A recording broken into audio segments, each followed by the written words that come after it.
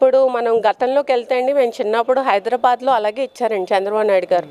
అక్కడికి వెళ్ళి చూసినప్పుడు ఒక టైంలో నేను చూసినప్పుడు అన్ని రాళ్లే ఉండేవి, మణికొండ ఇదంతా. ఆఫ్టర్ 10 years నేను వెళ్ళేసరికి దెర్ ఇస్ హ్యూజ్ డిఫరెన్స్ అనమాట. ఏంటి ఈ ల్యాండ్ ఇలా అయిపోయింది అని.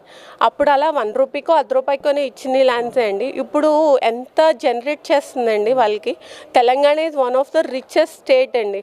అంత జనరేట్ అయ్యే ఎకానమీ ఉన్న స్టేట్లో తెలంగాణనే ఫస్ట్ ప్లేస్లో ఉంది. అది ఎందువల్ల అండి? జస్ట్ సైబరాబాద్ వల్ల. అది ఎవరు చేశారండి?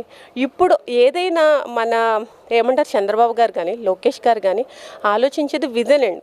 ఈరోజు నేను రూపాయికి ఇచ్చాను, ఆ ల్యాండ్ పోయింది అని అనుకుంటే ఇంకా ఎప్పటికీ డెవలప్మెంట్ రాదండి. ఎప్పుడైనా సరే 1947 నుంచి ఏ డెవలప్మెంట్ జరిగినా అప్పుడు ఏదో ఒక లాస్ ఉంటే తర్వాత ఫ్యూచర్ గ్రోత్ చూస్తాం. అది వీళ్ళు చూస్తున్నారు, వాళ్ళు చూడలేకపోతున్నారు.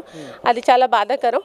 బట్ ప్రజల్లో ఉందండి ఆ నమ్మకం, చంద్రబాబు నాయుడు గారి మీద కానీ లోకేష్ గారి మీద ఆ నమ్మకం ఉంది. ఓకే, వీళ్ళు ఏం చేసినా ఫ్యూచర్కి నెక్స్ట్ జనరేషన్ లేకపోతే ఆ నెక్స్ట్ జనరేషన్కి ఇది చాలా ఉపయోగపడుతుంది. స్టేట్ మంచి స్థాయిలో ఉంటుంది.